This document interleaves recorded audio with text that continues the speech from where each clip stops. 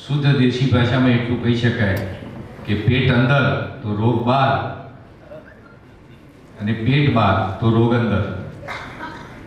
દેશી ભાષામાં હું પ્રયત્ન કરું છું કારણ કે પેટ ઘટાડવા મારે બધી ગયું કલાકાર તરીકે બહાર ફર્યામાં સાહેબ ન્યાયપાલિકા સાથે આ વર્ષો સુધી સંકળાયા અને હવે એ જ ન્યાયપાલિકાના જ્ઞાન થકી આપ સમાજને જાગૃત કરવાનું કામ કરો છો. Justice on trial, retired city civil જજ સાહેબ છો, civil and senior citizen act હેઠળ આજ માર્ગદર્શન કરવાના છો. Please ladies and gentleman, welcome mister Bharat Parikh. જોરદાર તાળીઓ સાથે આપ કરીએ ભરત પરીખ.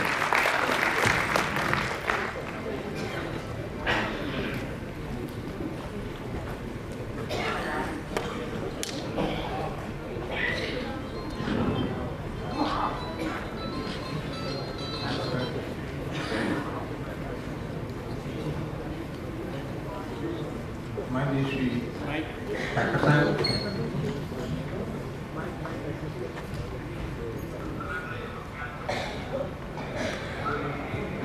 એસોસિએશનના માનનીય પ્રમુખશ્રી, અન્ય પદાધિકારીઓ, મારા સાથી મિત્ર અને જસ્ટિસ ઓન ટ્રાયલમાં મારા સહકાર્યકર શ્રી વરસાણી સાહેબ,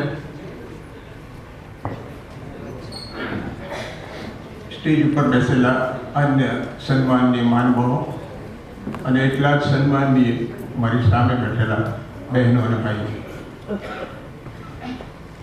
આપ સૌને મારા નમસ્કાર.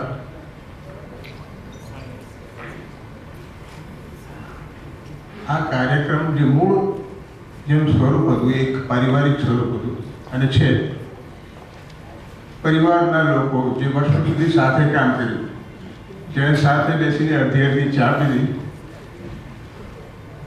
સાથે બેસીને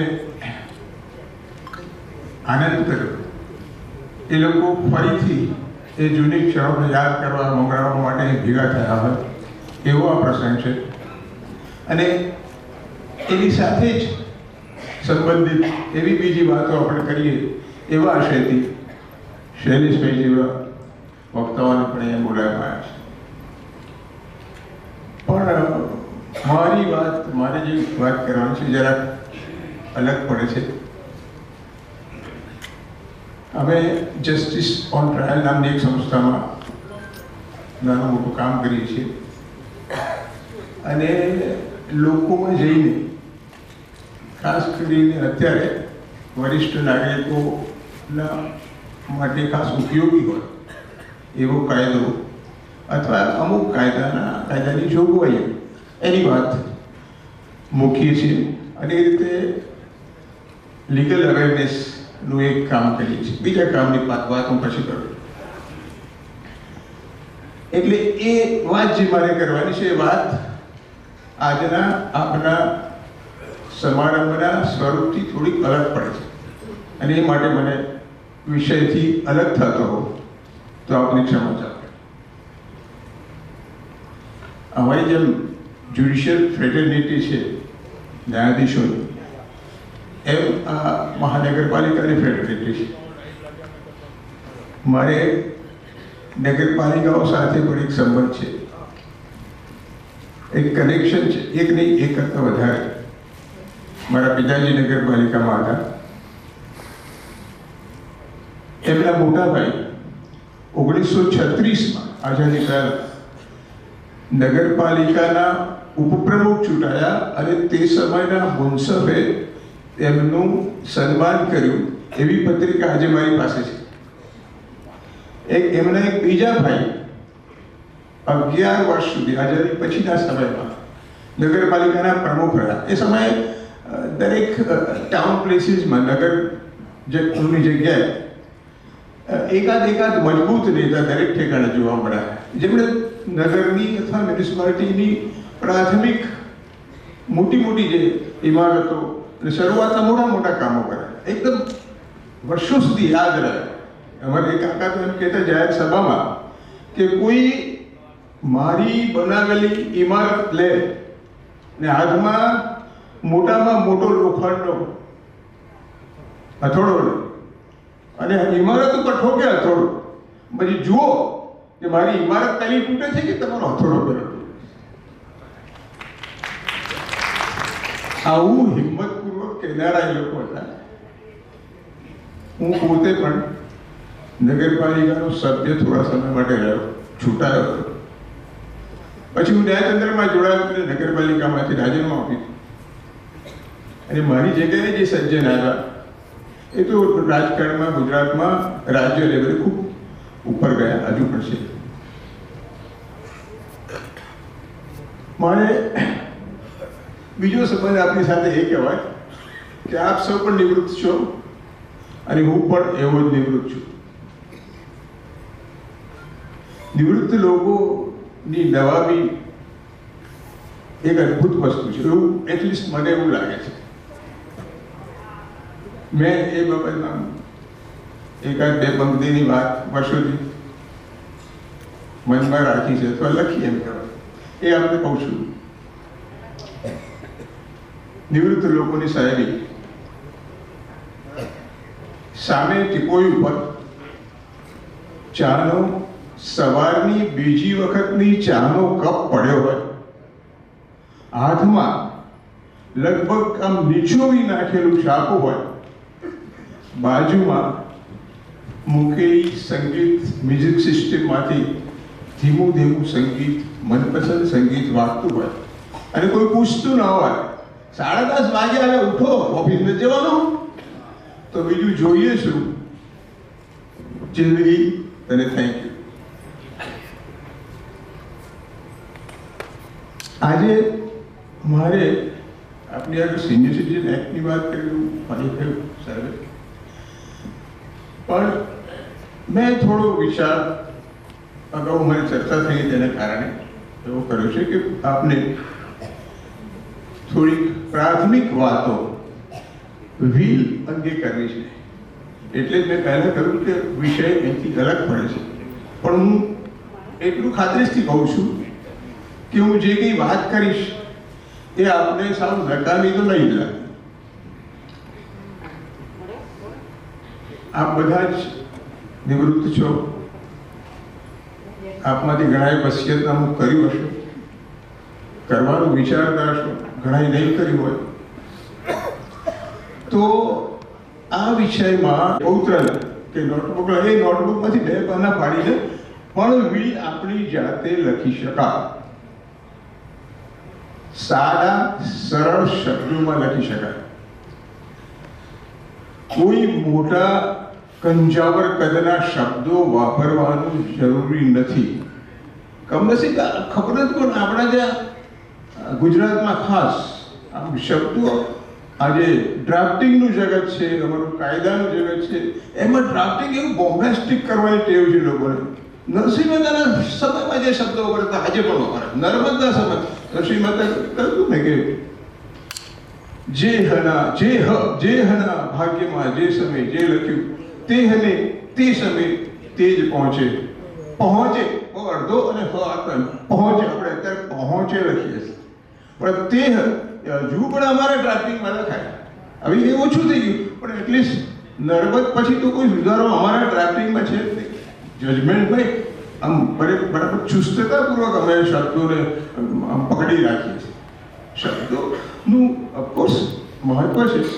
અમારા જૂનાગઢના વિદ્વાન વકીલ અને સાથે સાથે કવિ પણ છે, એમણે મનોજ ખંડેરિયા, એમણે એક શેર લખ્યો છે, શબ્દ રસમ અહીંની જુદી, નિયમ અહીંના નોખા, અમારે તો શબ્દો જ કંકુને ચોખા. રસમ અહીંની જુદી, નિયમ અહીંના નોખા, અમારે તો શબ્દો જ કંકુને ચોખા. અમારે એટલે સાહિત્યના જગતને, કવિઓને, સાહિત્યકારોને અને ન્યાયના જગત. એ પોતે વકીલ પણ હતા અને કવિ પણ હતા, બંનેને બંધ બેસે એવો આ શેર લખ્યો.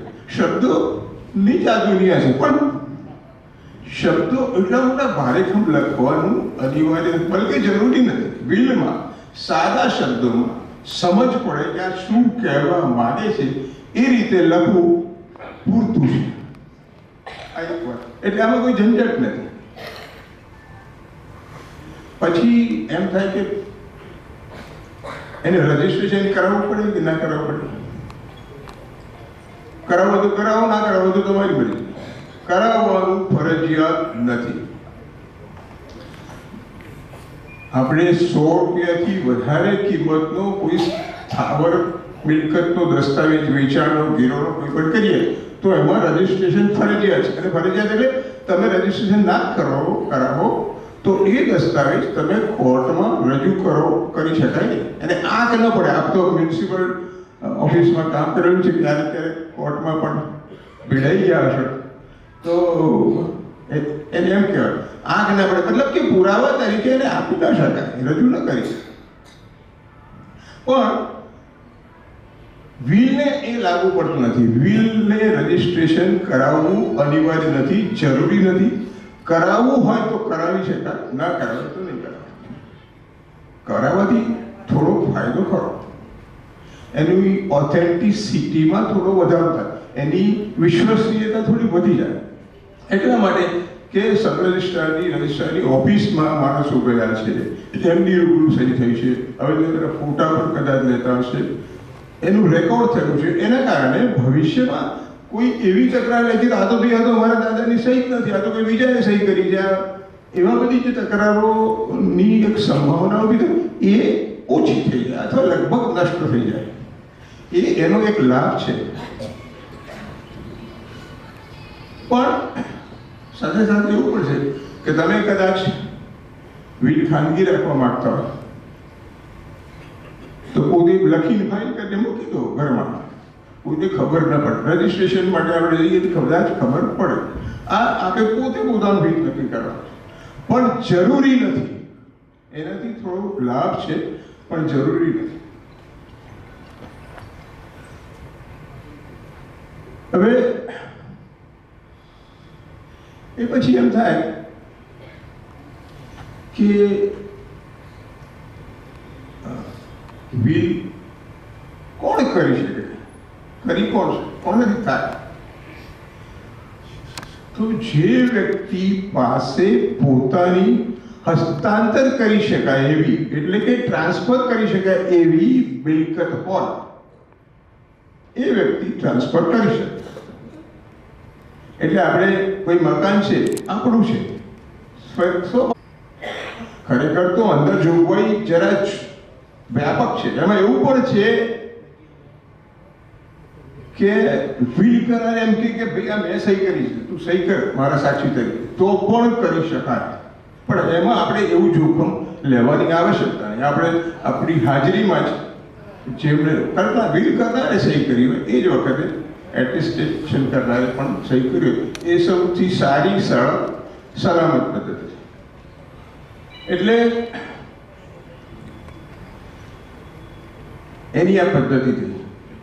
બીજું એટલે એક તો વિલ કરનાર જોઈએ, એની સહી જોઈએ, એની સાથે એટેસ્ટેશન સાક્ષીકરણ કરનાર 2 સાક્ષીઓ, અને ત્રીજી ફરજિયાત વસ્તુ જે વિલમાં જોઈએ એ તારીખ અનિવાર્ય રીતે લખવી જોઈએ.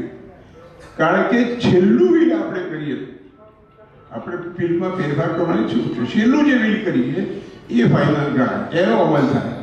એટલે તારીખ લખી હોય તો નક્કી થાય કે છેલ્લું કયું ને પહેલું, એટલે તારીખ જોઈએ. આ 3 વસ્તુ ખાલી કમ્પલસરી છે, બાકીનું કંઈ કમ્પલસરી નથી. હવે એવો એક વિચાર આવે કે ભાઈ આ વિલ કરીએ પછી લખીને બેસી જઈએ તો ફસાઈ ના જવાય, પછી શું કરવું? બનતી આવું જોવા મળે છે. મને હમણાં જ એમણે કહ્યું કે મેં આવી રીતે બિલ કર્યું છે તો એમાં ફલાણાનું નામ લખ્યું છે, એ હવે એમ મને કહે છે કે હવે તમારાથી કંઈ ફેરફાર ના કરે, આ તો દસ્તાવેજ થઈ ગયો સરકારી, એમાં તમે ફેરફાર કરો તો પોલીસ આવશે તમારા ઘરે. એવું કંઈ નથી. વિલ જેટલી વાર ઈચ્છીએ એટલી વાર કરી શકાય. રાત્રે લખી સવારે ફાડી નાખી શકાય.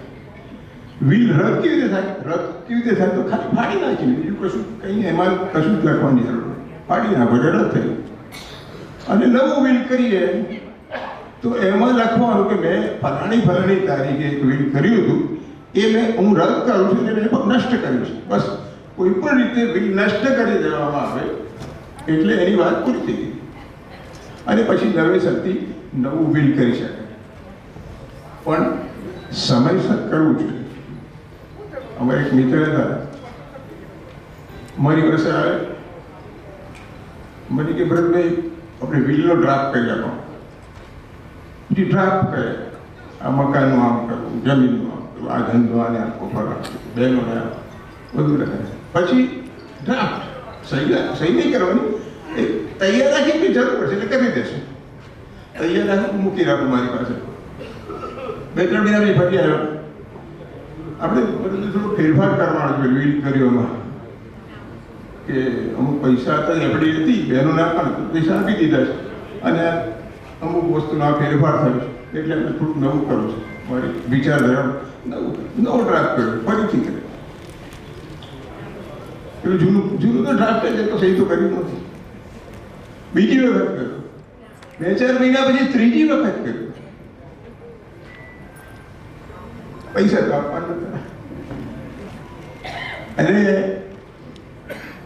પછી કમનસીબે મને એવા સમાચાર મળ્યા કે એ મિત્ર ગુમ થઈ ગયા. બીજા દિવસે સમાચાર મળ્યા કે એમણે આત્મહત્યા કરી. બધું 3-4 વખત વિચાર કર્યા પછી જે કંઈ બધું મનમાં હતું એ બધું અનિર્ણિત રહેવાના કારણે, ઢચુપીચું થવાના કારણે, અથવા ગમે તે કારણ એમના મનમાં હશે, હું જાણતો, પણ બધું જ અધૂરું રહી ગયું. નિર્ણય ઘણી વસ્તુમાં આવું થાય છે, દરેકને થતું. જો નિર્ણય લેવો હોય એટલીસ્ટ વિલ બાબતમાં તો બહુ સમયસર વિનયસર લેવો જોઈએ. આમ તો ખરેખર કહેનારા તો કે યુવાનીમાં લેવો, પણ એ વાત જવા દો. નિવૃત્તિ પછીનો સમય તો એવો સમય છે કે એમાં આ નિર્ણય લેવો જોઈએ. અને એક વિચાર એવો થાય છે કે આપણે વિલમાં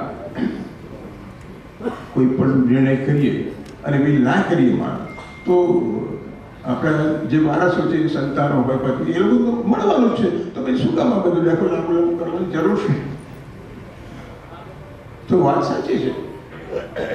વિલ ના કર્યું હોય, એમની મિલકત કઈ સરકાર લઈ લેતી નથી.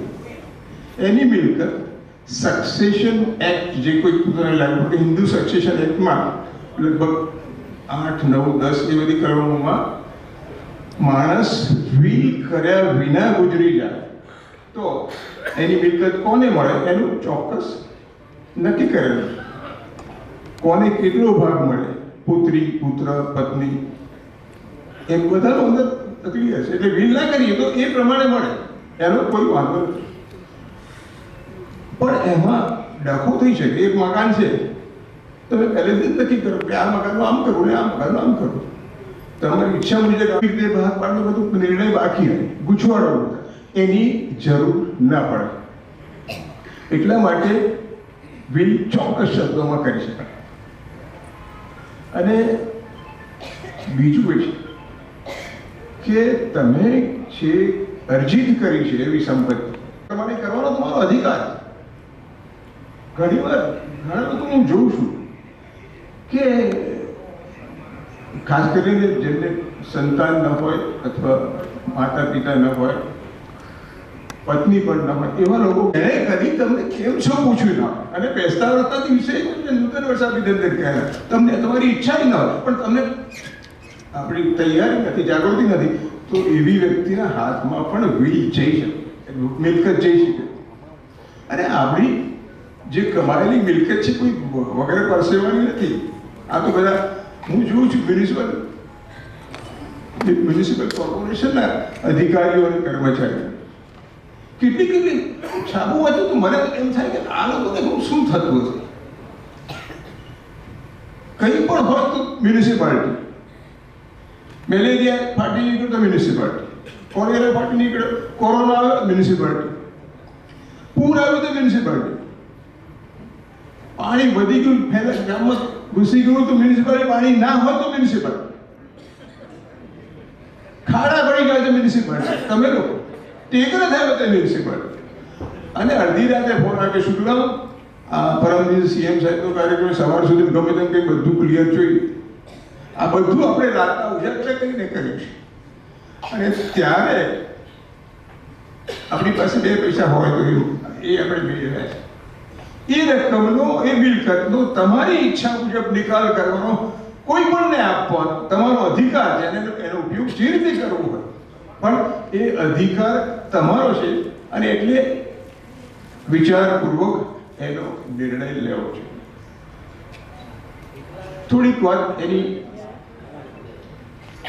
વિલમાં લખાણ અંગે મેં કહું કે સાદું લખાણ છે, પણ આપણે માનો કે સ્થાવર મિલકત અંગે વિલ કરતા હોઈએ, ઝવેરાત અંગે વિલ કરતા હોઈએ તો એની વિગત પરફેક્ટ આપવી જોઈએ. એમાં તો કોઈ તકલીફ નથી. એમાં આપણે અહીં જે બેઠા છે એમાં તો જરાય તકલીફ ના. સ્થાવર મિલકત હોય તો એનો municipal corporation number, survey number, ટીકા નંબર વગેરે નંબર વર્ણન કરી શકાય. કયા સ્થળે આવેલી છે મિલકત એ બધું વર્ણન એની અંદર કરી શકાય. એ પૂરતી વિગત સાથેનું હોવું. કાયદો એવું કહેતો નથી કે આવી વિગત આપો. કાયદો તો એટલે સુધી છૂટ આપે છે કે તમે એમ લખ્યું હોય કે મારું ઢારની પોળમાં આવેલું એક મકાન મારા નાના દીકરાને આપ્યું તો એ સફિશિયન્ટ છે, સિવાય કે ઢારની પોળમાં 2 મકાન તો પછી લો છો. પણ તમે લખ્યું ઢારની પોળમાં એક મકાન બીજું કોઈ મકાન ન હોય એવું તમે બતાવી શકો તો એ એક મકાન તમે એ જ મકાન આપ્યું છે. એટલે બહુ એની ચિકાસ ન કરી હોય તો પણ કોર્ટે તમારો એટલે કે વિલ કરનારનો ઈરાદો શું છે એ શોધવાનો છે. એને અંદર કે રસ્તો દીર્ઘની ભૂલ નથી કાઢવાનો. નંબર 103 ના બદલે 203 લખાઈ ગયો તો વિલ અથવા લખાણ નકામું નથી થતું. પણ આપણે પોતે એવી લેખાજી કરવાની જરૂર છે. જે વિગતો આપણી પાસે હોય એ વિગતો દર્શાવવી જોઈએ. એટલે પાછળથી કોઈ પ્રશ્નો ઊભા થવાની સંભાવના ન રહે. અને જનરલ મિલકત હોય, નાણાં એમને એનું લખી શકાય. એફડી કે ટર્મ ડિપોઝિટ્સ કે મ્યુચ્યુઅલ ફંડ કે શેર કે સ્ટોક એ બધામાં હોય તો એનું થોડું જે કંઈ જરૂરી વર્ણન હોય એ વર્ણન આપી અને તમે કઈ વસ્તુ કોને આપવા માંગો છો એનો અંદર વિગત આપવી જોઈએ. શક્ય હોય ત્યાં સુધી વિગતો ચીવટપૂર્વક લખવી જેથી પાછળથી પ્રશ્નો ઊભા ન થાય.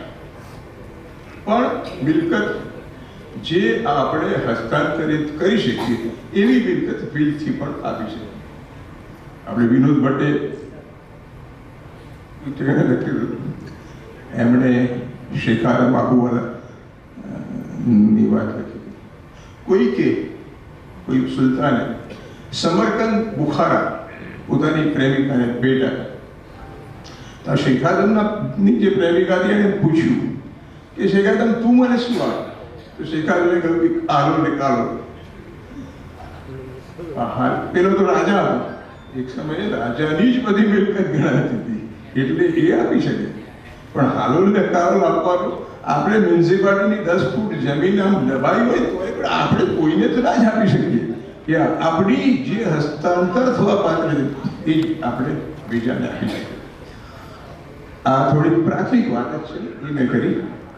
અને એના આગળની જે પ્રોબેટ વગેરે વાત છે એ બહુ મોટો વિષય છે. એટલે હું તો આપણે એ કહેવા માંગતો હતો કે વિલ કરવામાં કોઈ બહુ મોટી મુશ્કેલી નથી, ઝંઝટ નથી. એનો નિર્ણય આપ સૌ સમયસર કરો અને જરૂર લાગે તો એને એક અમલમાં. પ્રોબેટ વિશે થોડું કહી દો. પ્રોબેટ વિશે થોડું કહી દો. પ્રોબેટ એટલે તમે વિલનું કોર્ટે સર્ટિફાય કરેલું વિલ એટલે પ્રોબેટ. કોઈ પ્રશ્ન ઊભા થાય તમને ઘણા લોકો એમ કે પ્રોબેટ લઈ આવો તો પ્રોબેટ માટે કોર્ટમાં અરજી કરવાની થાય અને વિલ કોર્ટ એની ચકાસણી કરીને સર્ટિફાય કરે, એનો હુકમ કરે.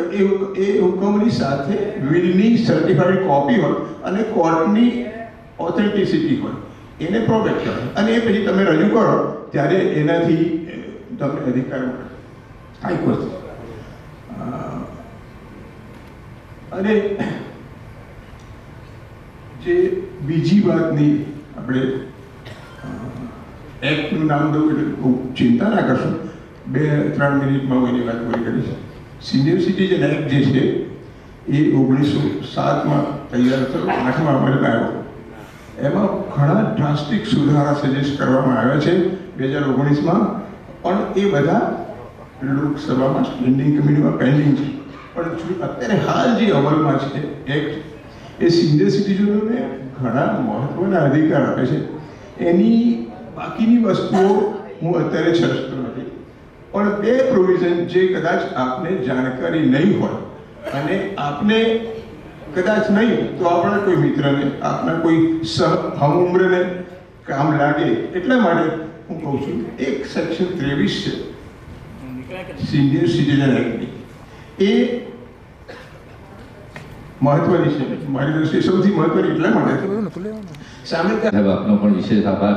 આપની ઉપસ્થિતિમાં આ જ્ઞાન મળ્યું. આપનું ભવિષ્ય છે એના કરતાં વધારે સુંદર બને, પારિવારિક રીતે આપ શ્રેષ્ઠ રહો એ માટેનું આયોજન માટે આપનું માર્ગદર્શન હંમેશા આ રીતે મળતું રહેશે. ને કોઈ પણ સમયે એમની અવેલેબિલિટી છે. ટૂંક જ સમયમાં માનનીય મેયરશ્રી આવે છે, એટલે માનનીય મેયરશ્રીના અભિવાદનની સાથે આપણે આજે 25 વર્ષ સુધી જેમને એક સક્ષમ નેતૃત્વ પૂરું પાડ્યું અને એ નેતૃત્વ થકી હજુ પણ આ બધા એમને સોંપવા માટે તત્પર છો. દેવેન્દ્રભાઈએ દરખાસ્ત મૂકી પણ કોઈએ સ્વીકારી નહીં. એ નેતૃત્વ તો પ્રવીણભાઈનું જ રહેશે. એટલે હું એવું માનીશ કે આજે 25 વર્ષે સન્માન કરીએ તો બીજા 25 વર્ષ પછી ફરી 50 વર્ષનું કરી દઈશું. આ સાચી છે ને? રજત જયંતિથી સુવર્ણ જયંતિની સફર હવે શરૂ કરીએ. પ્રવીણભાઈ સાહેબ, આપની જેટલી સક્ષમતા છે એનો ઉપયોગ કરવા માટે આ બધા આતુર છે. ના ના, 25 વર્ષ હમણાં થાકી ગયા છો. શારીરિક થાક લાગતો હશે એવું માનું છું, પણ માનસિક રીતે આપ મજબૂત છો. ને શૈલેષભાઈ સાહેબે બહુ સાચી વાત કરી કે પ્રવીણભાઈ સાહેબ જ્યારે ફોન કરે ને એટલે એટલા માયાળુ શબ્દથી પૂછે કે અજય, આ તારીખ છે, તને કેવી અનુકૂળતા છે? આમાં ના બોલવાની જગ્યા જ નથી આવતી, બિલકુલ જગ્યા નથી આવતી. સાહેબ, વ્યવસ્થા કરી દઈશ આપની અવેલેબિલિટી. અને એમનો જે સ્વભાવ અને નિયમિતતા, દર 2 દિવસે લાઈનઅપ કરવાના, પૂછવાનું, તારી તૈયારી તું કરી દેજે, મને ગાઈડ કરે કે આ રીતનું ફંક્શન છે, એમ નિયમિત એમનું માર્ગદર્શન આપણને દર 2 દિવસે ફ્રી પડે એટલે આપે. સાહેબ, બહુ આપણા પિતાજી પણ ઘરમાં બહુ પૂરી વાત નથી કરતા હોતા. અને શૈલેષભાઈએ કહ્યું એમ કે પિતાજી એમ કહેતા હતા કે આ રેડિયો બગાડશે, દીકરા એમ કે તું મોબાઈલ બગાડીશ. આવો ને આવો પ્રશ્ન બહેનોને હતો 70ની. એ 50 થી 70માં જન્મેલી બહેનોને એવું હતું પહેલા કે સાસુ કેવી મળશે, અને અત્યારની સાસુઓને તકલીફ છે વહુ કેવી મળશે. એ સાસુ ત્યાંમાં વચ્ચે બેમાં જનરેશન ગેપમાં આ જ નડતર આવી છે ને બહેનો.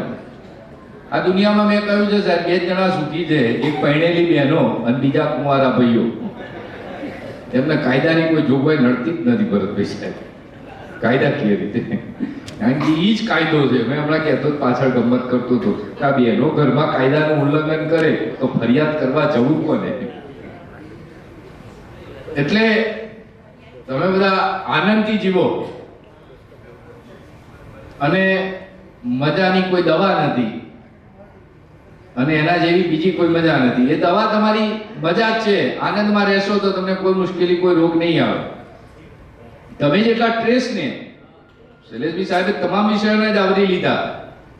વિચાર કરો કે વિશ્વની અંદર એક મોટી નામના ધરાવતી આપણી કોર્પોરેશન, જે કોર્પોરેશનને આપણે શ્રેષ્ઠ બનાવ્યું છે અને વર્તમાનમાં એનું નેતૃત્વ માતૃશક્તિબેન પ્રતિભાબેન જૈન કરી રહ્યા છે. અને જોરદાર તાળીઓથી આપણે ફરી એકવાર આવકારીએ છીએ.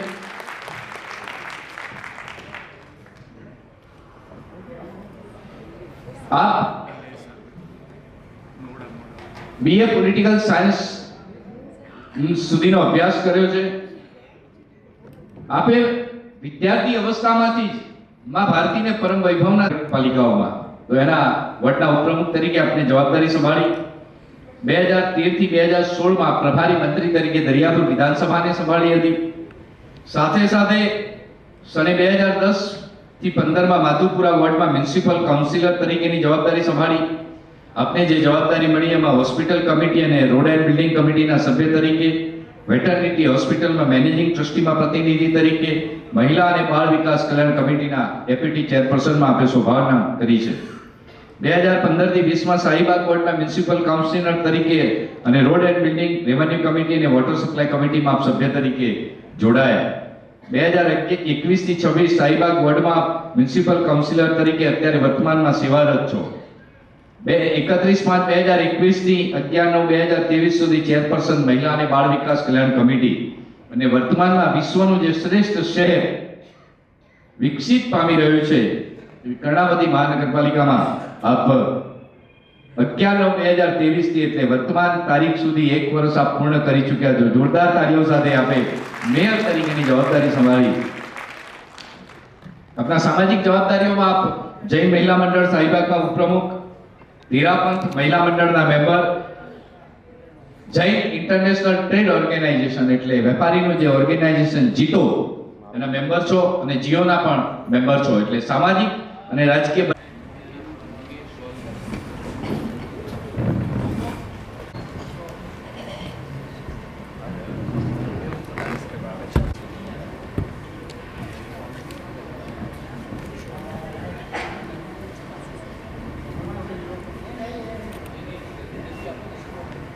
એક બોર્ડ અંગત લઈ લેજો બેનર સાથે.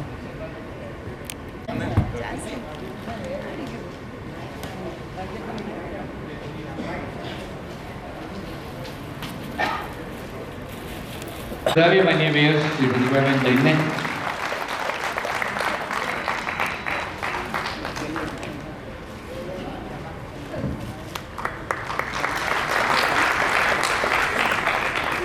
આભાર. આજે એક વિશેષ દિવસ છે. અત્યાર સુધીના કાર્યક્રમોમાં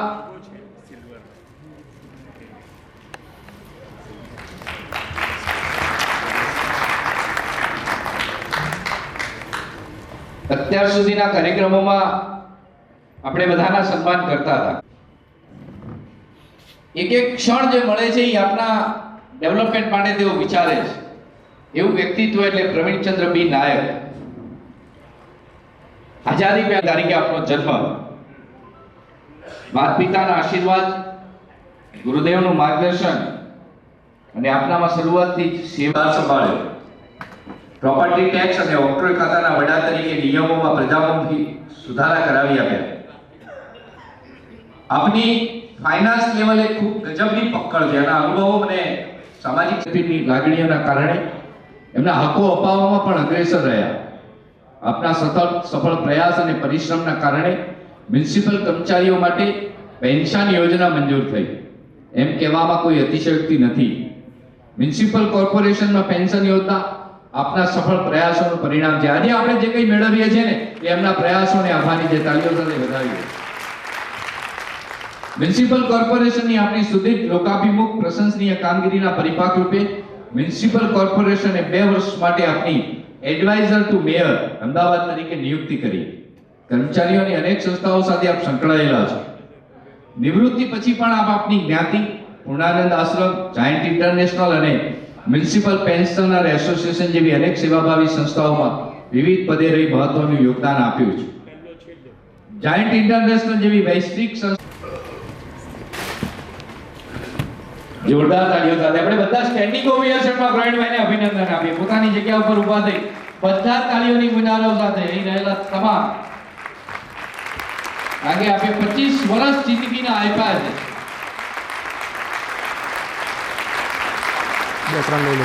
સાથે પ્રવીણભાઈ 80 વર્ષના થયા છે એટલે એનો પણ મોમેન્ટો અને 5000 ના ડોનેશન દાતા છે.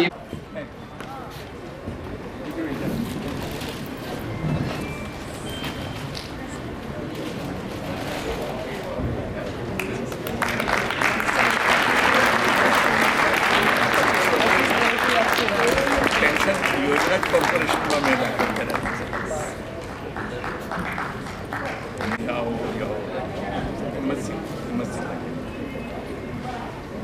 મેં કહું કે મારાને Congress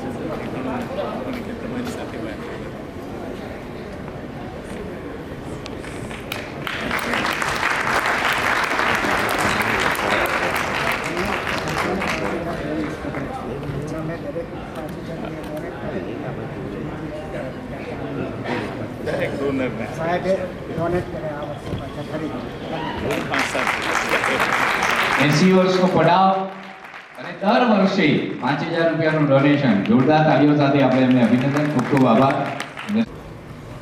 Ahmedabad association, municipal corporation, pensioners association દ્વારા આયોજિત આજના આ વાર્ષિક સ્નેહ મિલન સમારોહમાં મારી સાથે મંચ પર ઉપસ્થિત સન્માન્ય શ્રી માનનીય ચીફ સેક્રેટરી ગુજરાત રાજ્ય રિટાયર્ડ શ્રી પી.કે. લેરી સર નથી,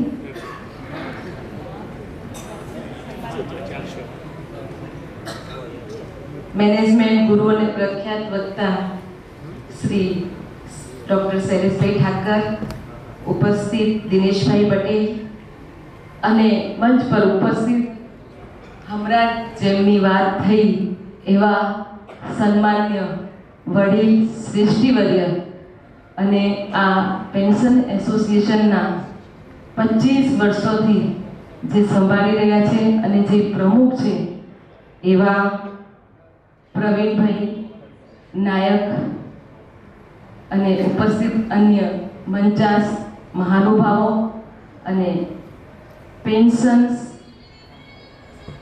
એવા મારા સૌએ આત્મીય સ્વજનોને આજના આ શુભ પ્રસંગે મારા પ્રણામ સાથે નમસ્કાર કરું છું. આજે મને ખૂબ જ આનંદ છે, કેમ કે મને આજે એવા કાર્યક્રમમાં ઉપસ્થિત રહેવાનો અવસર મળ્યો છે કે જ્યાં બધા જ મોટું જે કહેવાય કે આપણે જીવનમાં સૌથી મોટું જે પુણ્ય હોય તો એ જ કહેવાય કે 17 વર્ષની ઉંમર પછી જે આપણું આરોગ્ય સ્વસ્થ રહે, લાભદાયી રહે, હું તો માનું છું કે એનાથી મોટું કોઈ પુણ્ય નથી. કેમ કે જ્યારે આપ સૌએ સ્વસ્થ હશો, તંદુરસ્ત હશો, ત્યારે આ બધી જ ટીમની સાથે આજે અહીંયા બધા જ વડીલો ઉપસ્થિત છે, બધાની સાથે આપ સૌ પણ ઉપસ્થિત છો. તો સૌથી પહેલાં તો હું એ જ કહીશ કે આપણું મોટું એ જ પુણ્ય છે કે આપણે 17 વર્ષ પછી પણ ચાલતા ફરતા રહીએ અને આપણું જીવન સફળ બનાવીએ. એની સાથે સાથે અહીંયા જે પેન્શનને લગતા ઘણા બધા જે વ્યક્તિગત કે સામૂહિક જે પ્રશ્નો હોય છે એમની પણ અહીંયા રજૂઆત કરી અને સાહેબૂત થઈ આ જે પેન્શન એસોસિએશન જે સંસ્થા છે બધાના પ્રશ્નોના નિકાલ કરી આવે છે. એમાં બધી જ પ્રવીણભાઈની સાથે બધી જ આખી ટીમ, જેમણે કીધું કે 25 વર્ષથી ને આ જે પેન્શન જે છે જે કોર્પોરેશનમાં, અમદાવાદ મ્યુનિસિપલ કોર્પોરેશનમાં લાવનાર આવા આપણા ભાઈશ્રી આજે અહીંયા ઉપસ્થિત છે, એમને આપણે સૌ તાલીઓની ગણગણાટથી આપણે એમનું સ્વાગત કરીએ. કેમ કે જ્યારથી આ જે ચાલુ થઈ છે આ પેન્શન, ત્યારથી આ જ દિવસ સુધી એ ચાલુ છે અને બધા જ એનો લાભ લે છે. એની સાથે સાથે અહીંયા જે એકબીજાને જે આ સ્નેહ મિલન સમારોહ જેવું કહેવાય કે દિવાળી પછીનું જે સ્નેહ મિલન હોય એમાં આપ સૌએ ઉપસ્થિત જો આપનું સૌનું જે જીવન છે પ્રગતિકારક, લાભદાયક રહે તેવી પ્રભુને પ્રાર્થના કરું છું. અને એ અવસરે સૌને અહીંયા એકબીજાને મળવાનો પણ અવસર જે એસોસિએશન આપે છે એના માટે સમસ્ત એસોસિએશનના મેમ્બરોને ખૂબ ખૂબ અભિનંદન પાઠવું છું, સાધુવાદ આપું છું. કેમ કે ઘણી વખત આવું થાય છે કે મળવાનું ના થાય, પણ એ જે મોકો આપે છે અને સાથે સાથે સ્વાદિષ્ટ ભોજનની પણ વ્યવસ્થા હોય છે. સાથે સાથે હમણાં કીધું કે જે પોતાના વ્યક્તિગત જે 5000થી વધારે, એવું છે ને સાહેબ, હા, 5000થી વધારે જે ડોનેશન આ સંસ્થાને, આ એસોસિએશનને આપે છે, એમને ચાંદીની પ્રતિકૃતિ પણ આપવામાં આવે છે. તો આ પ્રકારનું જે સન્માન કરવામાં આવે છે, આ આવી વિચારધારા સાથે જે સંકળાયેલા આપણા સૌએ છીએ એના માટે પણ હું ખૂબ ખૂબ ધન્યવાદ આપું છું. સાથે સાથે જે અહીંયા એનું જે ભોજનની સાથે આમ એકબીજાને મળવાની સાથે અને જે સન્માન પણ કરવામાં આવે છે એની સાથે સુમધુર ગીત સંગીતનું પણ આયોજન કરવામાં આવે છે. કે એવું કહેવાય કે આપણે આ બધા એ રીતે આપણું જે એન્જોય બધાની સાથે મળીને આપણા પ્રધાનમંત્રી શ્રી નરેન્દ્રભાઈ મોદીજી જે સબકા સાથ સબકા વિકાસ સબકા વિશ્વાસ સબકા પ્રયાસની વાતો કરે છે, તો અહીંયા જે છે એ સાર્થક થાય છે કે બધાએ સાથે મળીને એન્જોય પણ અહીંયાથી કરવામાં આવે છે. અને આપ સૌએ જે 2047 વિકસિત ભારતનું જે મંત્ર છે માનનીય વડાપ્રધાન શ્રીનું, એ અહીંયા સાર્થક થાય છે કે આપણે સૌએ વસુદેવ કુટુંબકમની ભાવનાની સાથે સર્વજન હિતાય સર્વજન સુખાયની ભાવના પણ અહીંયા પણ ચરિતાર્થ થાય છે. એના માટે હું આપ સૌને ખૂબ ખૂબ અભિનંદન પાઠવું છું.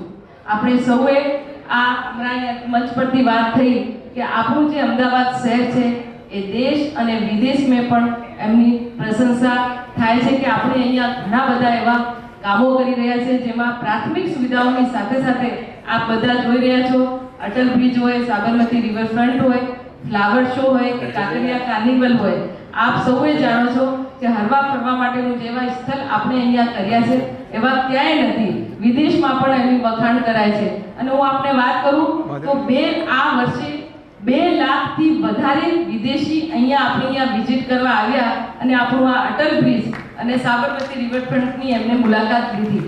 અને એના પછી જે આ લોકોનું આપણે સાંભળીએ તો એવું કહેતા હોય છે કે આવું તો અમે ક્યારે જોયું જ નથી.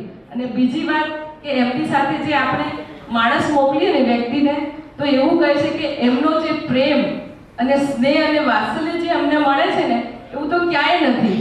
તો એટલા ખુશ થઈને જાય તો આપણે વિચારીએ કે આપણે અહીંયા જે ગુજરાતમાં જે શાંતિ અને સલામતી છે ક્યાંય લગભગ થોડી ઓછી હોય છે, પણ આપણે અહીંયા તો છે. અને આપણા પ્રધાનમંત્રીશ્રીના નેતૃત્વમાં હવે આખો દેશ આપણો વિકાસ કરી રહ્યો છે. અને આપણે સૌએ સાથે મળીને આપણે કદમથી કદમ મિલાવીને આપણે આગળ વધીએ એ જ અભ્યર્થના સાથે મને અહીંયા આવવાનો અવસર મળ્યો એ બદલ આપ સૌનો ખૂબ ખૂબ આભાર. વંદે માતરમ, જય જય ગરવી ગુજરાત, ભારત માતા કી જય.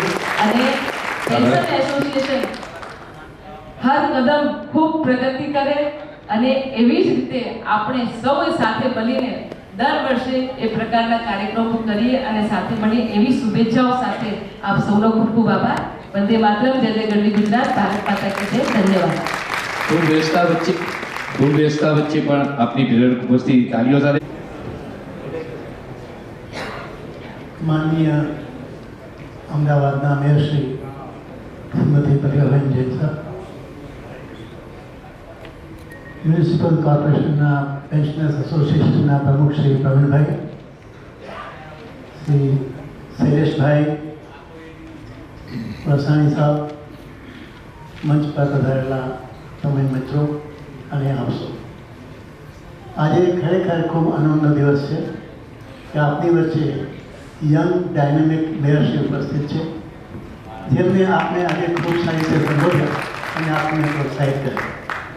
આઈ know how busy the mayor is always, અને એમણે એમના વ્યસ્ત સમયમાંથી આ કાર્યક્રમને મહત્ત્વ આપીને આપણી વચ્ચે ઉપસ્થિત રહ્યા છે. એ બતાવે છે the volumes about the appreciation of your services.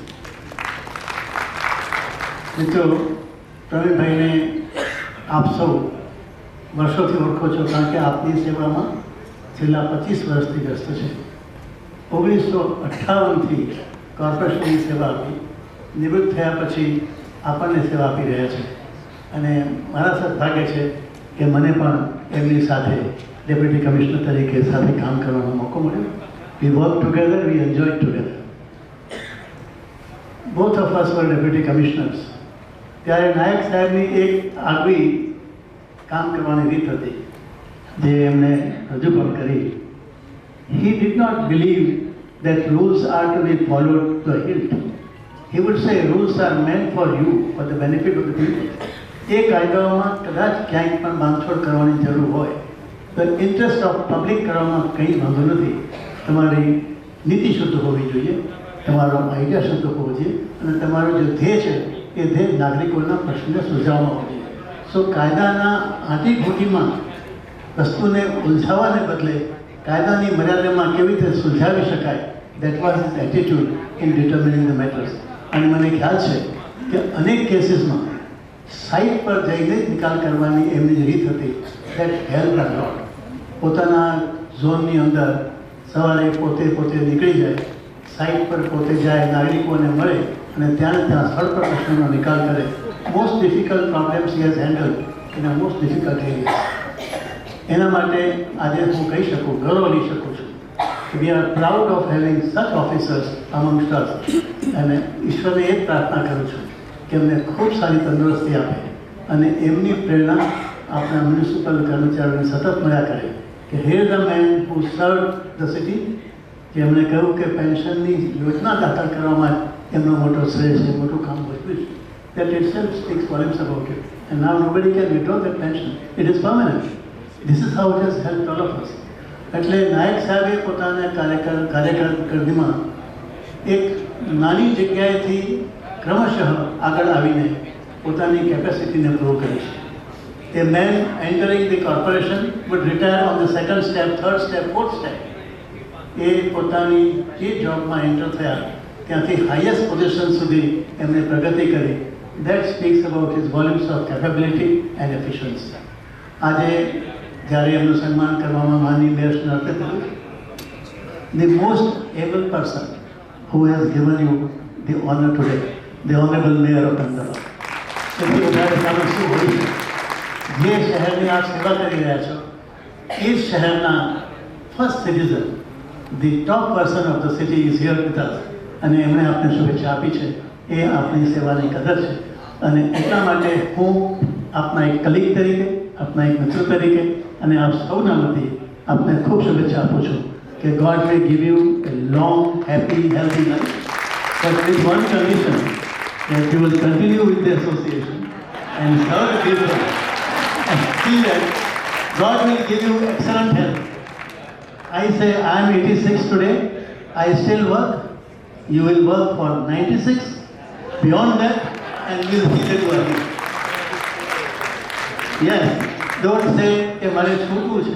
છૂટવાની વાત તો કરશો જ નહીં. તમારે જે સહયોગ જોશે એ આખા સમાજમાંથી આપની સમક્ષ છે. માનનીય મેયરશ્રી જેવાનો આપને પૂરો સહયોગ છે. હા, એ કોઈ છોડવાની વાત તો કરશો જ નહીં. આપની તકલીફ હોય એના માટે બધા આપને સહયોગ આપશે. But don't say that you would like to leave. You have done a great job. People are extremely happy. There is a lot of cooperation all around. અને એ સંજોગોમાં મારી આપને વિનંતી છે કે આપ આ સંસ્થાની સાથે આપની જવાબદારીનું પદ સંભાળતા રહેશો અને જે સેવા આપી રહ્યા છો એ સેવામાં આપને સૌને અમારા સૌનો સહયોગ મળ્યા કરશે. I once again pray God for your excellent health, all happiness in life, and give you the strength to serve the association fully as well as the society. Thank you. Thank you very much. પરમ સન્માનનીય મેયરશ્રી, મંચ ઉપસ્થિત મહાનુભાવ, આપ સૌ હોલમાં મારી સામે બેઠેલા મારા ભાઈઓ અને બહેનો, ઈશ્વરની કૃપાથી એવા કુટુંબમાં જન્મ મળ્યો કે જ્યાં સંસ્કારો એ જ મુખ્ય હતું. ગુરુદેવના પણ આશીર્વાદ મળ્યા અને એ સિંચન થયું. એણે જીવનભર જશ અપાવ્યો, કામ કરાવ્યું, તાકાત આપી, જે કહીએ તે. 1958માં કોર્પોરેશનમાં જોઈન કર્યું, 98માં નિવૃત્તિ, 2 વર્ષ મેયરના એડવાઇઝર તરીકે કામ કર્યું મેયરશ્રીના. એ પછી કેટલીક બધી સંસ્થાઓ સાથે જોડાયો. એમાં નોકરી દરમિયાનમાં તો મ્યુનિસિપલ બેંકમાં, ક્રેડિટ સોસાયટીમાં, ઓફિસર્સ એસોસિએશનમાં, એમ ઘણા બધી સંસ્થાઓમાં કામ કર્યું. અને છેલ્લે પેન્શન એસોસિએશનમાં જોડાયો 2000માં. એમ હતું કે 1-2 વર્ષ કરી લઈશું, પણ પછી તો રામ જાણે કેમ પણ આ બધાએ મને છોડ્યો નહીં ને મેં છોડ્યું નહીં, જે ગણો તે.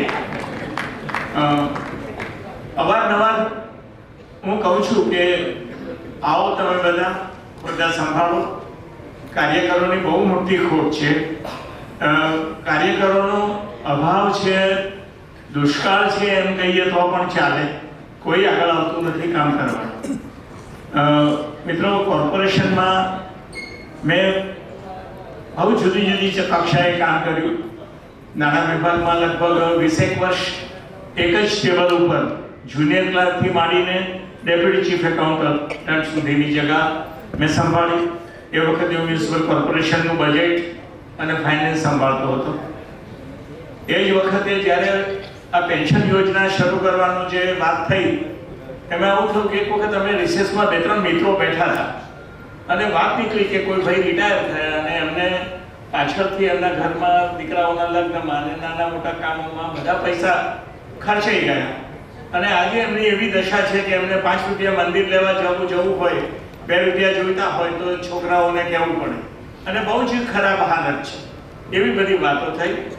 ત્યારે મને એમ થયું કે પેન્શન યોજના હોય તો અમારે ત્યાં સ્કૂલ બોર્ડમાં પેન્શન યોજના હતી. મેં મારા સ્કૂલ બોર્ડ વિભાગના એકાઉન્ટ્સ ઓફિસરને બોલાવ્યા કે જરા મને તૈયાર કરીને આપો ને કે આ બેમાં શું ફાયદાકારક શું છે. જોયું તો ફાયદો એ વખતની કેલ્ક્યુલેશનમાં બહુ જ નહોતો, લગભગ સરખું. પણ મને એમ થયું કે it's a good insurance after all. Pension એટલે તમે જીવો ત્યાં સુધી, તમે ના હો તો તમારા પત્નીને, તમારા બાળકો અપંગ હોય તો એમને, એટલે તમારી કેટલી કેર લે છે. ઇટ્સ અ ગુડ ઇન્સ્યોરન્સ અને કોર્પોરેશનમાં હોવું જોઈએ. એમ કરીને મેં યુનિયન વાળાને બોલાવ્યા કે તમે એક એપ્લિકેશન આપો કે કોર્પોરેશનમાં પેન્શન યોજના હોવી જોઈએ. એ લોકોની એપ્લિકેશન આવી, ફોરવર્ડ મારે જ કરવાની હતી. અમારા કમિશનર આર બાસુ હતા એ વખતે. બાસુ સાહેબે મને કહ્યું કે તે શું વિચાર કર્યો કે કોર્પોરેશનની દશા શું થશે આ પેન્શનમાં. તો મેં એમને કહ્યું કે સર, કોર્પોરેશનની દશા જોઈને જ કહ્યું છે. આપણને 1 કરોડ રૂપિયાની લોન, એ જમાનાની હું વાત કરું છું, લગભગ 80ની આસપાસની.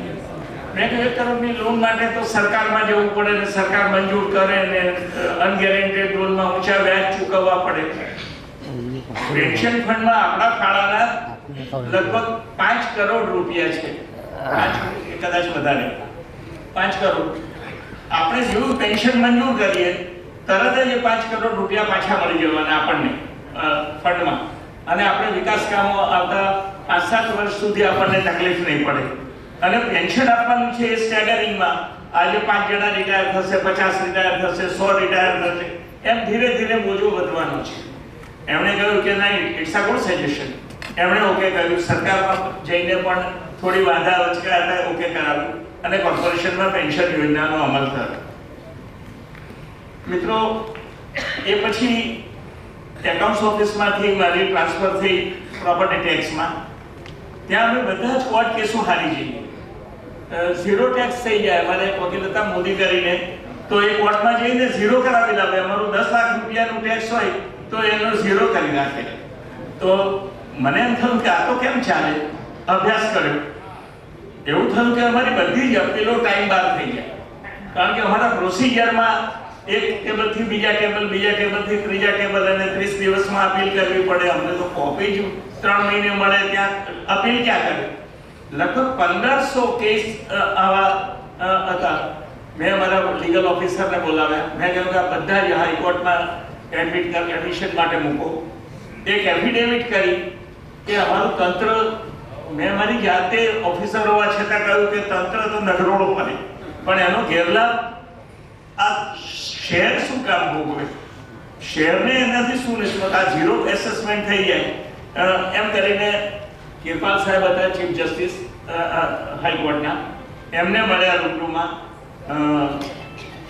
ભાસ્કર તન્ના અમારા સિનિયર એડવોકેટ હાઈકોર્ટના, એમણે ઇન્ટરવેન્શન કર્યું અને અમારી 1200 અપીલો એક સાથે હાઈકોર્ટે એડમિટ કરી. અને એ એડમિશન પછી અમે લગભગ 25 દિવસ સુધી હાઈકોર્ટમાં ચાલ્યું. સતત હું હાજર રહ્યો અને કેસ આઉટ રાઈટ અમે કોર્પોરેશનની તરફેણમાં જીતી ગયા. ત્યાર પછી નાના મોટા નામ ટ્રાન્સફરના ને બધા એવા બધા તો ઘણા બધા કામો કર્યા. ત્યાર પછી ઓક્ટ્રોયમાં ગયા. ત્યારે ઓક્ટ્રોયમાં પણ એક પરિસ્થિતિ, અમે કોઈ માલ લઈને એના ગોડાઉનમાં જતો રહે તો એન્ટ્રી કરી શકીએ નહીં. અમારી એક ફાઇલ એન્ટ્રીના પાવર્સની પડેલી સરકારમાં, કોઈ ધ્યાન આપે નહીં. સરકારમાં ગયો, અમારા કમિશનરને કહ્યું કે મને ટાઈમ લઈ આપો. તો એ વખતે ચોખાવાલા સુરતના જે સ્ટેન્ડિંગ કમિટી ચેરમેન કે મેયર હતા એ વખતે ત્યાં મિનિસ્ટર હતા. ગોરધનદાસ ચોખાવાળા. એમને મને કહ્યું કે ના ના, તમારા બધા ઓફિસરો ચોર છે, લોકોને વેપારીઓની પત્તર ઠોકી નાખશે, તમને હવે સત્તા અપાય નહીં. તો મેં એમને કહ્યું કે સર, સરકારના દરેક ખાતામાં રેવન્યુ ડિપાર્ટમેન્ટને સત્તા છે. તમારા સેલ્સ ટેક્સમાં, તમારા બીજા બધામાં તમે એન્ટ્રી કરી શકો, પાવર કરી શકો, સીઝ કરી શકો. કહ્યું સર, છેલ્લે મેં એમને ખોટું સમજાવ્યું કે સાહેબ, આ પાવર શું મારી પાસે જ રાખીશ, કોઈ સબોર્ડિનેટને નહીં આપું. એમ કરીને એમને સમજાવ્યા. મને કહે કે ચોક્કસ. એમણે મંજૂર કર્યું. એવી રીતે અમે આ ફોર્મ હતું અમારું એ કાઢી નાખેલું. એનાથી બહુ મોટું રેવન્યુને નુકસાન થતું હતું. એ પણ આખું ફરીથી ગવર્મેન્ટમાં જઈને કાયદો સુધારાવીને રીઇન્ટ્રોડ્યુસ કર્યું. એમ કરીને ઓક્ટ્રોયમાં પણ પ્રયત્ન કર્યો. ઝોનમાં જ્યારે આવ્યું ત્યારે સૌથી પછાત અને છેવાડાનો ઝોન ઉત્તર ઝોન. કમિશનર પી બાસુ અમારા હતા એ વખતે, પ્રવીણ બાસુ. એમણે કહ્યું કે બધા ઝોન તો નક્કી થઈ ગયા છે પ્રવીણભાઈ, આ ઉત્તર ઝોનનું શું કરીશું? મેં કહ્યું સાહેબ, કોઈ ના લે, મને આપજો. તો એમણે મને કહ્યું કે આપી દો. મેં કહ્યું ના સાહેબ. તો મને કે તમે કહ્યું ને. મેં કહ્યું તમારે મને આપી દેવાનું, મારી સંમતિની જરૂર નથી. હું ભવિષ્યમાં કહીશ કે હું મારે નહોતું જોઈતું ને તમે આપ્યું. એટલે ઉત્તર ઝોન સંભાળ્યો. એટલા બધા પ્રશ્નો કે જેની હદ નહીં. જ્યાં બી કંઈ કામ કરવા જઈએ ત્યાં આવે કે ટાઉન પ્લાનિંગ સ્કીમનો રસ્તો છે, અહીંયા ડીપી સ્કીમ છે અને પાટિયું બંધ. એ વખતે મારા additional city engineer Vithalbhai Parmar હતા. એમને મેં કહ્યું કે વિઠ્ઠલભાઈ, તમે ને હું 2 જણા બેઠા હોઈએ, હું બક્ષી પંચનો છું, તમે શેડ્યુલ કાસ્ટના છો, પછાત 2 ઓફિસરો બેઠા હોય, એ ઝોનમાં તકલીફ હોવી જોઈએ.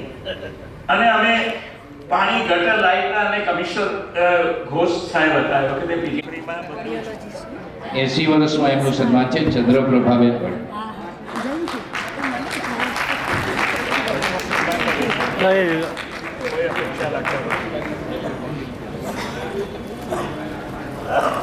ભારતીબેન પ્રેમચંદભાઈ સાહેબ, રાજ કપૂર.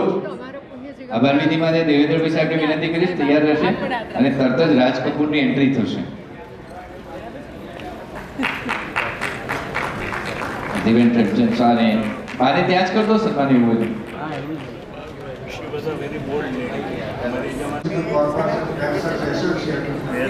સમારંભમાં આપ સૌ ઉપસ્થિત રહ્યા છો. માનનીય ડોક્ટર શૈલેષભાઈ કોર્પોરેશનમાં અને વર્ષો સુધી કામ અસનાણી સાહેબ, અમારી કાર્યક્રમ એ પ્રમાણે જે નક્કી થયો છે એ હવે એના પ્રતિમાં મેડમ ત્યાં પેલું ફોટા પાડવાના નસીબદાર તમને મેયર સાહેબના હાથે બાય જોજો. આમ અને આમ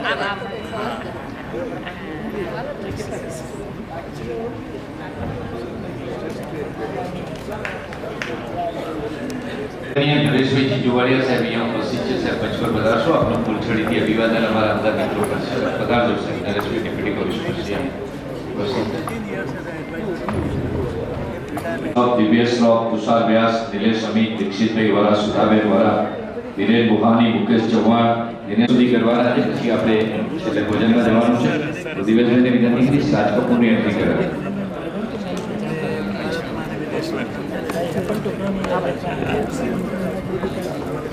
ચલો એ જો